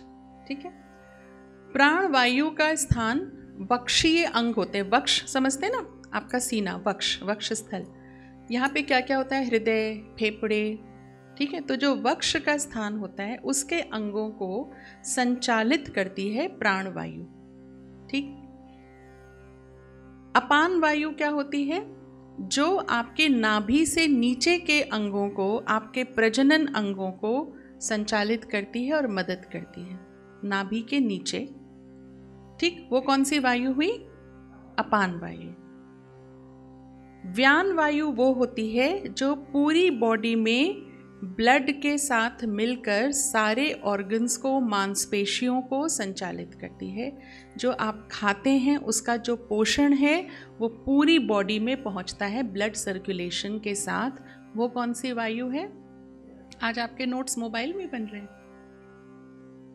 ठीक है, वो होती है व्यान वायु। तो हमने कौन कौन सी वायु कर ली? प्राण वायु, अपान वायु, व्यान वायु। अब कौन सी बची? समान और उदान। समान वायु कौन सी होती है? जो पेट के हिस्से को गवर्न करती है, जैसे हमारा लिवर है, पाचन तंत्र है, जो इन एक्टिविटीज़ को कंट्रोल करती है, इनको संचालित करती है, वो है समान वायु। और उदान वायु कौन सी है? जो गर्दन, हाँ जी भैया बोलिए बोलिए। हाँ, जो गर्दन, हम ऐसा तब करते हैं हमें आंसर नहीं आता, आपको तो आता है। जो गर्दन और चेहरे ऊपर के हिस्से पर, हमारे सेंस ऑर्गन्स, ये सब हमारे चेहरे पर ही हैं। ठीक है, जो इनको कंट्रोल करता है, जो इनको संचालित करता है, वो कौन सी वायु है? उदान वायु। तो अब सबको क्लियर हो गया कौन सी वायु है। अब आपने सुना होगा कि श्री कृष्ण जी कहते हैं कि जब हम श्वास लेते हैं तो हमारे भीतर एक यज्ञ चलता है।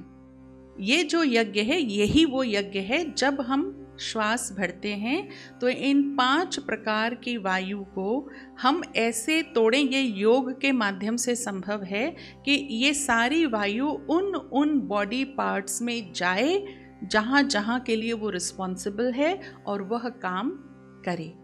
इनमें से कोई एक भी वायु जब गड़बड़ होती है, जब अपना काम ठीक से नहीं करती, या हम उसको इस तरह से ब्रेक नहीं कर पाते कि वो शरीर में जाके अलग अलग काम करे, तो हमारा स्वास्थ्य खराब हो जाता है। तो शारीरिक स्वास्थ्य भी उतना ही ज़रूरी है जितना कि मानसिक स्वास्थ्य। मन प्रबल होना उतना ही ज़रूरी है जितना हमारा शारीरिक स्वास्थ्य। तो दोनों ही ज़रूरी हैं। तो आपको ये इस जो यज्ञ जो अंदर ही अंदर चलता है, इसको भी कर्म की श्रेणी में श्री कृष्ण जी रखते हैं। और वो यज्ञ कौन सा है? 5 वायु को ब्रेक करना, ताकि वो अपना काम कर सके।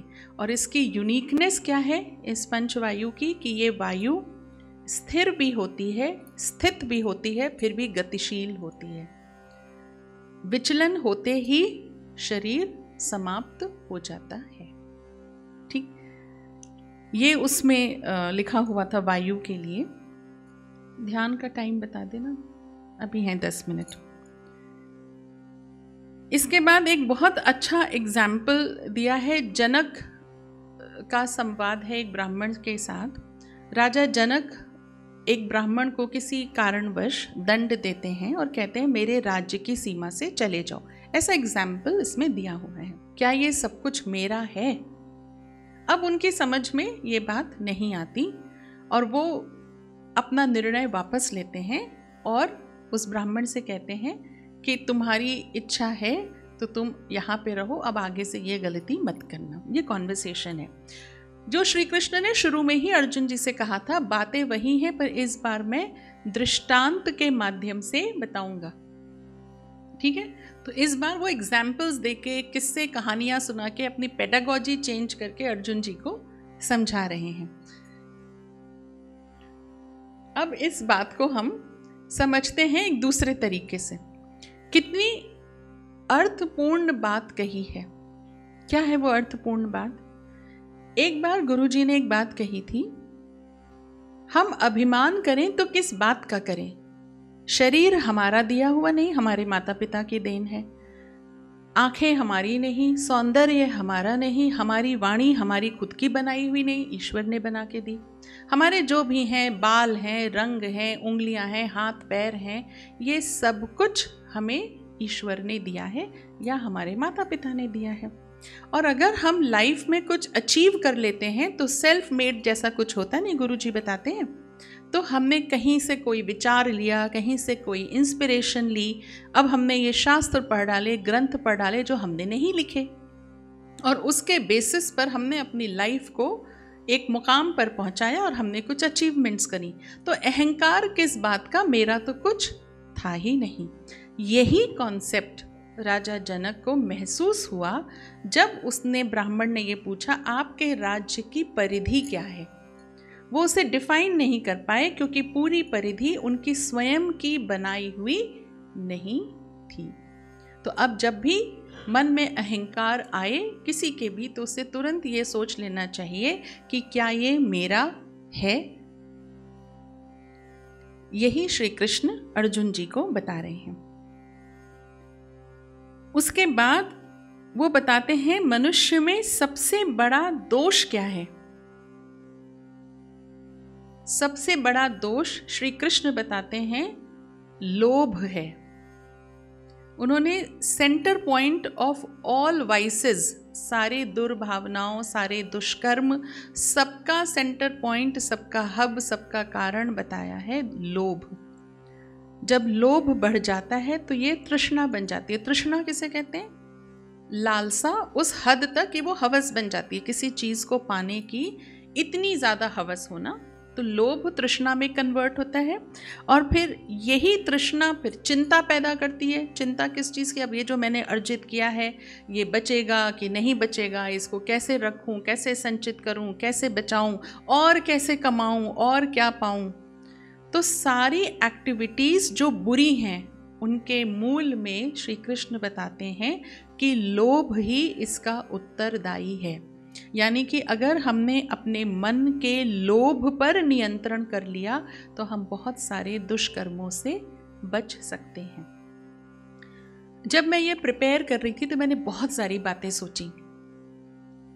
हर बात के मूल में सच में लोभ ही निकला। अगर बच्चा कुछ अच्छा बन के निकल जाए, लोभ है। मेरा नाम होगा, मेरे घर परिवार का नाम होगा, मेरा वंश बढ़ेगा। हर चीज़ के मूल में लोभ है। तो यानी कि अगर हम लोभ को कंट्रोल कर लें, वन पॉइंट आपको मिल गया है, वन प्रॉब्लम जिसको हमें सॉर्ट आउट करना है, लोभ। तो श्री कृष्ण जी अर्जुन जी को बता देते हैं सिर्फ एक समस्या है लोभ की।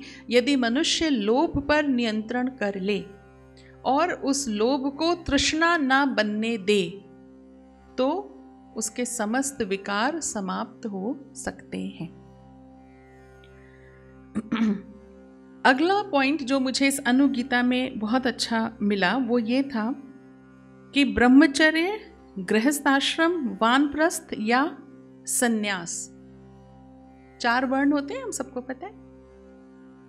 ये चारों वर्ण कोई व्यक्ति इनमें से किसी भी स्टेज ऑफ लाइफ में हो, या तो वो आजीवन ब्रह्मचर्य का पालन करे, या आजीवन सन्यासी रहे, या आजीवन गृहस्थ रहे, या आजीवन वानप्रस्थ रहे, या स्टेजेस के अकॉर्डिंग चले, कैसे भी किसी भी तरह भी कोई भी मनुष्य मोक्ष प्राप्त कर सकता है और ईश्वर के दर्शन कर सकता है, प्रोवाइडेड वो ज्ञान मार्ग के द्वारा ब्रह्म को प्राप्त करे। यानी कि जब कोई कहता है कौन सा आश्रम श्रेष्ठ है, तो कहते हैं ना गृहस्थ आश्रम कि वानप्रस्थ आश्रम कि संन्यास आश्रम कि ब्रह्मचर्य। तो श्री कृष्ण कहते हैं सारे आश्रमों में रहते हुए भी, आश्रम मतलब वर्ण व्यवस्था, सारे आश्रमों में रहते हुए भी आप ब्रह्म की प्राप्ति कर सकते हैं, प्रोवाइडेड आपको उसका ज्ञान मार्ग पर चलने का अभ्यास हो। अब आप में से किस किसने श्री कृष्ण जी की नाटिका देखी है? 4 प्रकार के भक्त बताते हैं, है ना। उसमें लास्ट वाला जो भक्त की कैटेगरी है वो क्या है? ज्ञानी। तो जो ज्ञानी है वही मुझे प्रिय है और ये एक्शन करते हैं, उसका और मेरा बंधन अटूट रहता है ना। यही बात श्री कृष्ण जी कह रहे हैं कि आप किसी भी आश्रम में रहते हो, आप सन्यासी हैं, आप गृहस्थ हैं, आप ब्रह्मचर्य का पालन करते हैं, आप ब्रह्म को प्राप्त हो सकते हैं, मोक्ष प्राप्त कर सकते हैं, प्रोवाइडेड आप ज्ञान मार्ग से ब्रह्म को जाने। इसका मतलब ये नहीं है कि वो कह रहे हैं कर्म नहीं करें, क्योंकि जो ज्ञान मार्ग का व्यक्ति होता है, जो ब्रह्म को सच में जान जाता है, तो वो ये भी जान जाता है कि ब्रह्म की हमसे क्या अपेक्षा है, जिसकी वजह से हम यहाँ भेजे गए हैं। तो फिर वो मतलब हर चीज़ को इन टोटलिटी समझिए, नहीं कि आज से हमने अपने सारे शास्त्र, सारी किताबें पढ़नी शुरू कर दिया, कर्म उठा के एक साइड में रख दिया, क्योंकि जो ज्ञानी होगा वो मोक्ष प्राप्त कर लेगा।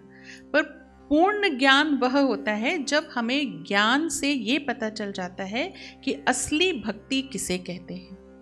और असली भक्ति वो है जब हम ईश्वर के दिए हुए उद्देश्य को पहचाने और उस पर चलें।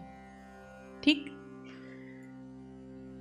एक गुरु शिष्य संवाद के माध्यम से भी श्री कृष्ण ने अर्जुन को अनुगीता में समझाया है। वो गुरु शिष्य संवाद में उन्होंने शिष्य के विषय में बताया है कि शिष्य कैसा होना चाहिए। वो कहते हैं शिष्य सब प्रकार से गुरु की शरण में आया हो। बहुत इंपॉर्टेंट है ये लाइन, सब प्रकार से। हम गुरु की शरण में आया हो इतना लेके छोड़ देते हैं। श्री कृष्ण जी कह रहे हैं तो कोई भी वर्ड इररिलेवेंट नहीं होगा। शिष्य सब प्रकार से गुरु की शरण में आया हो, यानी कि आज प्रॉब्लम है तो हम आज आ गए हैं, प्रॉब्लम समाप्त, अगली बार नहीं आएंगे। कितने लोग आज क्वेश्चन आंसर राउंड के लिए आए हैं कि जब गुरुजी प्रश्न लेंगे तो आज मेरे प्रश्न का नंबर आएगा? कोई नहीं आया आज प्रश्न लेके। सबसे ईमानदार व्यक्ति पीछे बाबूजी बैठे हैं, उन्होंने सिर्फ हाथ खड़ा किया। और किसी के अंदर ईमानदारी जागी? जागी? जागी, हाथ खड़ा करिए। गीता पढ़ रहे हैं और सच नहीं बोल रहे हैं, ऊंचा हाथ खड़ा करो। सबको पता है प्रश्न उत्तर के लिए आए हैं। 1 2 बस 2 3 बाबूजी हो गए 3 बस। फिर से टटोल लो, कोई और तो नहीं रह गया जिसके मन में कोई प्रश्न था और ये सोच के आए थे कि आज हम पूछेंगे गुरुजी से। 3 लोग आए थे, ठीक है। अब आप में से 2 लोग तो ऐसे ही हैं जो आते रहते हैं, मुझे पता है, लेकिन इस बार नहीं है ऐसे लोग। लेकिन अक्सर ऐसा भी होता है कि प्रश्नोत्तर होते हैं सत्र में, हम वहां चलते हैं और एक साथ लिस्ट बना लेते हैं, 2-3 सारे प्रश्न पूछ लेंगे। अब अगली बार क्या करेंगे जाके? फिर जब प्रॉब्लम आएगी, ईश्वर ना करे तो फिर चले जाएंगे। तो गुरु की शरण में तो आए, पर सब प्रकार से नहीं आए। तो फिर क्या होगा? प्रश्न आया, उत्तर मिल गया, लिख के ले लो, पूरा काम कभी नहीं होगा। कोई ना कोई ऐसी व्यवस्था ईश्वर बना देंगे, आप वो उपाय पूरे नहीं कर पाएंगे। कुछ ना कुछ होगा कि आप उस लेवल तक पहुंच ही नहीं पाएंगे जहां आपसे कोई मिस्टेक ना हो। ठीक है। तो गुरु की शरण में जब आए तो सब प्रकार से आए, उत्तर पाके घर बैठने की दृष्टि से कभी ना आए। ठीक है। फिर उन्होंने उसमें कहा है यथोचित रीति से प्रश्न करें। ये बड़ा इंपॉर्टेंट है, यथोचित रीति से। प्रश्न कैसे करना, ये नहीं कि मेरा एक प्रश्न है बताओ, ठीक है, न राम राम, न दुआ सलाम, न कोई बात, न कोई चीत, और ये बता दे अगर कि आज के सत्संग में तो गुरुजी है ही नहीं, लो मेरा तो आना ही बेकार हो गया, है ना। या गुरुजी की तबीयत किसी ने बताया आकर के कि आज गुरुजी नहीं मिल पाएंगे क्योंकि उनकी तबीयत ठीक नहीं, ये क्या बात होती है, हम तो इतनी दूर से आए थे, चाहे 2 मिनट के लिए, बस इतनी सी बात है, नहीं कुंडली नहीं दिखानी है, बस ये पूछना है कि बेटे की नौकरी लग जाएगी कि नहीं, तो दीदी ये कुंडली दिखाना ही तो नहीं, मेरे पास कुंडली नहीं है, डेट ऑफ बर्थ नहीं बतानी है, बस ये पूछना है, इसी को कहते हैं कुंडली दिखाना, ठीक है। तो क्या हुआ, यथोचित रीति से प्रश्न करें। अच्छा, एक तो ये तरीका। दूसरा, कभी कभी क्या होता है, आप किसी बात से सहमत नहीं हो सकते, और हमारे यहाँ तो रीति रही है तर्क की, ठीक है। तो जब तर्क करने के बाद ही किसी सूत्र को सिद्धांत बनाया जाता था, ठीक। 12 वर्ष के बाद नैमिषारण्य में उस पर चर्चा होती थी। शास्त्रार्थ में जब ये प्रूव हो जाता था कि यस दिस सूत्र कैन बी मेड ए सिद्धांत, तब वो शास्त्र में लिया जाता था। तो जहाँ तर्क का, शास्त्रार्थ का माहौल रहा है, परंपरा रही है, वहाँ पर अपनी असहमति जताना कोई बुरी बात नहीं है, बल्कि जताना ही चाहिए, क्योंकि जब तक असहमति नहीं होगी तो सिर्फ विचार ही विचार रहेगा, विमर्श कहाँ से आएगा। तो विमर्श का मतलब ही यह है, मैं कुछ कहूँ, आप कुछ कहें, आपकी बात से कभी मैं ना सहमत हूँ, मेरी बात से कभी आप ना सहमत हो, फिर मैं अपने पॉइंट्स रखूँ, आप अपने पॉइंट्स रखें, या आप मुझसे कन्विंस हो जाएं या मैं आपसे कन्विंस हो जाऊँ, ठीक है। लेकिन उस असहमति को रखने का जो तरीका है वो बहुत विनम्र होना चाहिए, क्योंकि हम संसद में प्रश्न नहीं रख रहे हैं, हम ऑपोजिशन में नहीं हैं, हम विपक्ष नहीं हैं जो सत्ता पे प्रश्न उठा रहे हैं, ये हमारा बर्थ राइट है, फंडामेंटल राइट है, नहीं। यथोचित तरीके से, रीति से जो प्रश्न करे वही शिष्य है, ऐसा मैं नहीं, ऐसा श्री कृष्ण कह रहे हैं। जो गुणवान हो और शांत रहे, यानी कि शिष्य को गुणवान होना चाहिए, और गुण कोई भी हो सकता है, सिर्फ पढ़ाई लिखाई ही गुण नहीं होती, एनी गुण, ठीक है। तो गुणवान हो और शांत रहे, यानी कि बेचैनी ना हो, मेरा क्वेश्चन नहीं लिया, मेरे को आंसर नहीं दिया, सबको दिया, मुझे ही कह देते हैं बाहर जाओ, बाकी सबको तो बैठा के रखा है। अरे आपकी ट्रेनिंग अलग तरीके से, गुरुजी को पता है कि आपकी चमड़ी मोटी है, सीधी तरीके से बात नहीं आएगी, तो हर एक को डील करने का तरीका अलग होता है और वो गुरु को ही पता होता है। तो जो गुणवान हो और शांत रहे, छाया की भांति साथ रहकर गुरु की सेवा करे। ये नहीं कि जब छुट्टी मिलेगी वीकेंड्स पे, अगर मेरे पास टाइम होगा तो मैं आऊँगा। अक्सर हम कहते हैं ना, समय नहीं मिल पाता आने का, मन तो बहुत करता है। अब आप मैया से कहिए कि हमें बुला लें एक बार आश्रम, गुरुजी अक्सर इस बात से दुखी भी होते हैं। तो जो गुरु के साथ रहे, छाया की भांति, और गुरु की सेवा करे, जितेंद्रिय हो, संयमी हो और ब्रह्मचारी हो। ब्रह्मचारी कौन है ये मैं पहले बता चुकी। ऐसा शिष्य जब गुरु से प्रश्न करता है तो गुरु से उत्तर भी पाता है, गुरु के सानिध्य का प्रसाद भी पाता है और मोक्ष को प्राप्त करता है। अब मुझे कई जगह से इंडिकेशंस आ गए हैं कि अब मुझे ध्यान कराना है, तो अब हम सब मिलकर ध्यान करेंगे। तो आज हम लोगों ने अनुगीता समझने का प्रयास किया। इसका नाम अनुगीता है। जैसे महाभारत में बहुत सारे पर्व हैं, शांति पर्व, भीष्म पर्व, सौप्तिक पर्व, ऐसी ही ये अनुगीता आश्वमेधिक पर्व में आती है। बात वही है, पर श्री कृष्ण ने इसको एक विभिन्न प्रकार की शैली से उपदेश को देने का प्रयास किया है अर्जुन जी को। आरती करने से पहले बस एक अंतिम बात। इंग्लिश में एक कहावत है, नेवर बर्न योर ब्रिजेस, सुना है? इसका मतलब होता है जिस पुल को पार करके हम आगे बढ़ते हैं, हमें उस पुल को कभी जलाना नहीं चाहिए, पता नहीं कब उस पुल से वापस जाना पड़ जाए। तो मैं उन तमाम लोगों से आज या आज के पहले, आज के बाद, जो आश्रम से जुड़े हुए नहीं हैं, नए लोग आते हैं इस उम्मीद से कि मेरे प्रश्न का उत्तर यहाँ मिल जाएगा, वो इसे मांगने का स्थान न बनाकर पाने का स्थान बनाए। ये माई का घर है, इसीलिए गुरुजी इसे मायका कहते हैं। तो माई के घर सिर्फ मांगने मत आइए, पाने आइए, इसलिए आते रहिए। एक उत्तर पाके यदि आपको लगता है कि आपने सब कुछ पा लिया तो डोंट बर्न योर ब्रिजेस। आते रहिए, माई का आशीर्वाद आपको मिलता रहेगा, आपको मांगने की आवश्यकता ही नहीं रहेगी। आइए हम लोग अब योगेश्वर श्री कृष्ण की आरती करते हैं। हाँ जी, माइक दे दीजिए। कोई बात नहीं, माइक आ जाने दीजिए, माइक आ जाने दीजिए। राम राम माँ। राम राम दीदी। गुरुदेव को भी प्रणाम करती हूँ, आप सभी को राम राम। माँ, इससे पहले ध्यान बैठक हुई थी 10 नवंबर को। अच्छा। मन बहुत व्यथित था, रो रही थी मैया के सामने। हरि भैया जी से बात हुई, इन्होंने कुछ मुझे बताया कि माँ बगलामुखी के आगे बैठ के मतलब आप साधना करें।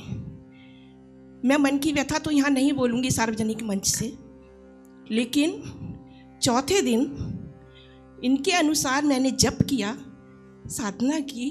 चौथे दिन मुझे बहुत ही पॉजिटिव आंसर मिला कि मैंने पंडित जी से शेयर भी किया, और मैं आज पूरे उस मन की व्यथा से दूर हूँ। मैया की कृपा से मुझे वो मिला।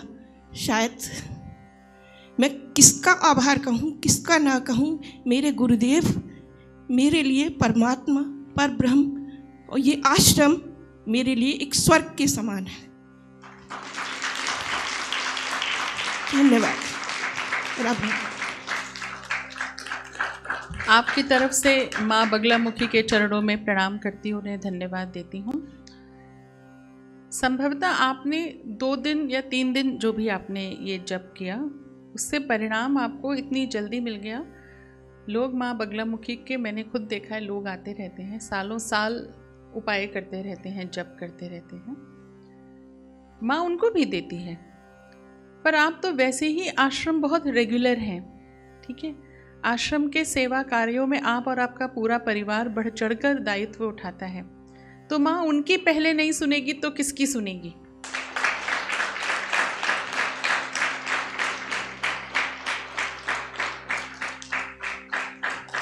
तो माई को पता था कि ये मेरे आंगन की बात है, मेरी इज्जत का सवाल है, तो जल्दी कर दो। यही मैं रिक्वेस्ट आप सबसे कर रही, तो यही निवेदन है कि जब आप आते रहेंगे तो आपको मांगने की आवश्यकता ही नहीं रहेगी।